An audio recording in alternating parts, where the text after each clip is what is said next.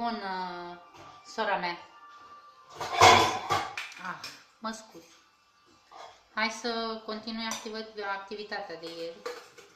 Să extrag repede uleiul înainte să plec la tenis. Așa că nu o să stau prea mult la bârfă.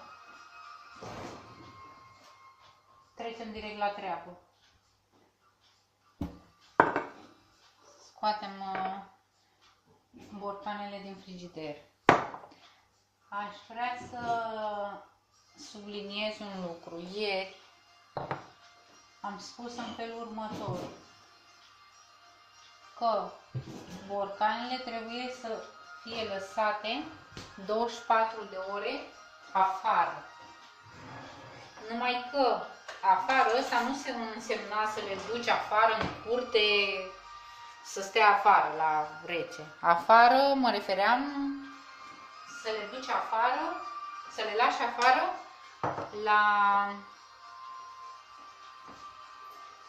nu în frigider.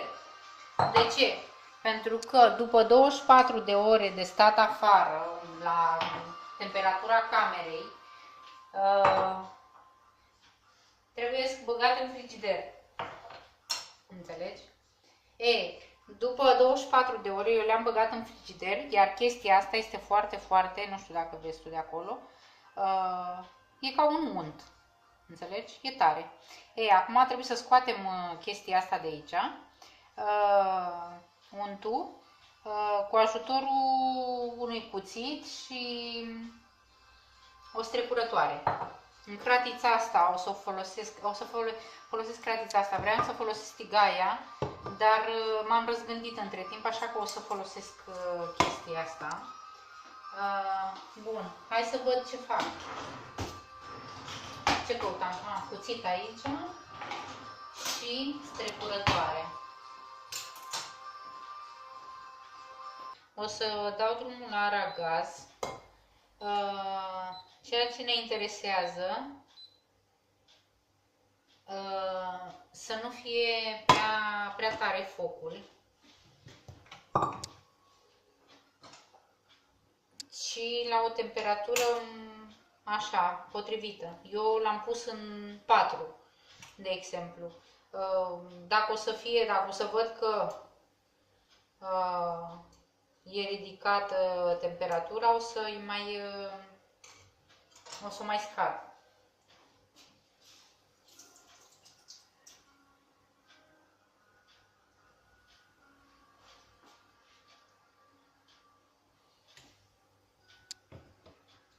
Bun.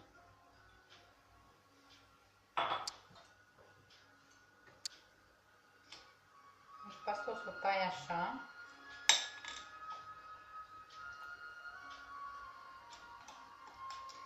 Ca să pot să scot bucata mai întreagă. Deci ăsta e untul.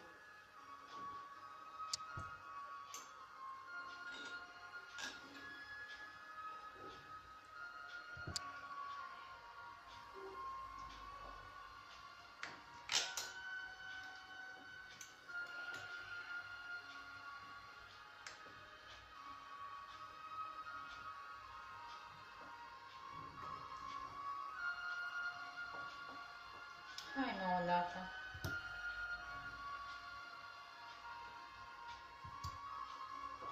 Așa.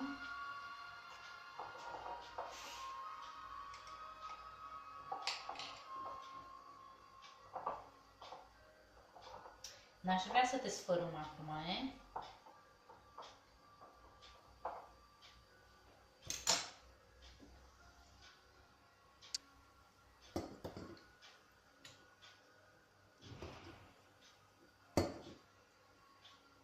Bun, acum o să strecor apa asta ca să scot tot untul care îl mai are pe acolo împrăștiat.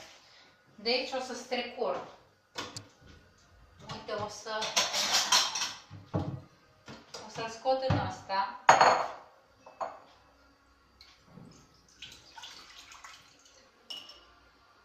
Uite, vezi că mai rămâne ceva pe aici, vreo scamă, ceva care n-aș vrea să o pierd.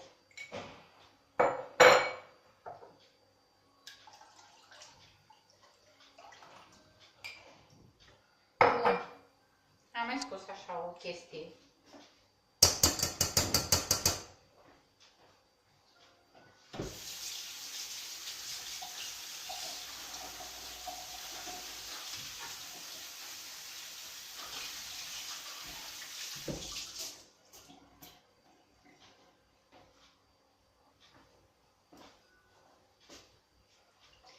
Așa, astea le dăm la o parte. Apa se poate arunca. Borcanele spălate și sterilizate. Iar noi, cu o lingură, trebuie să învârtim în unt.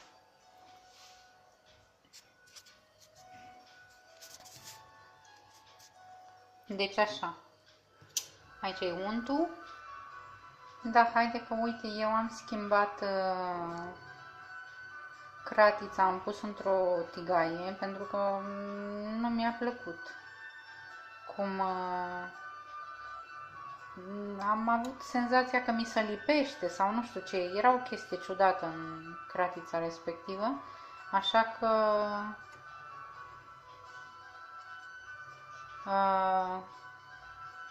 m-am gândit să-l pun aici.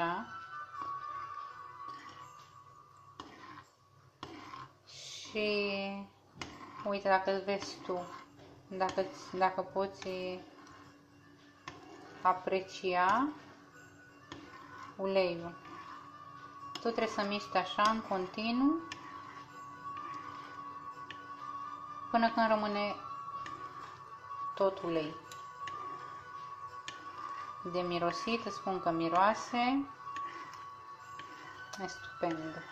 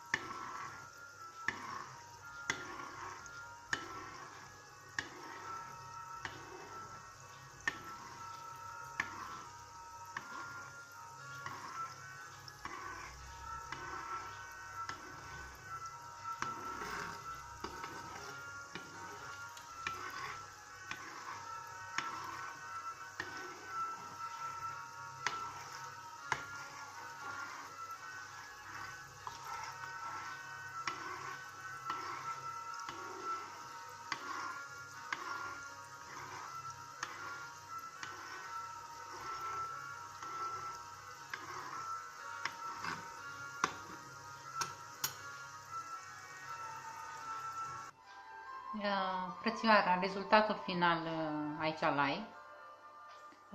Ăsta e uleiul care mi-a ieșit din toată munca pe care am făcut-o.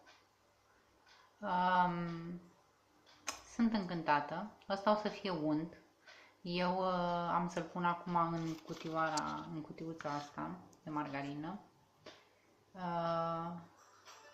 O să-l las afară să se răcească. Iar când mă întorc de la tenis o să-l bag în frigider, iar mâine dimineață o să mănânc niște unt pe pâine. Unt de cocos pe pâine. Foarte bun. Bun, te pup și vorbim. Ciao!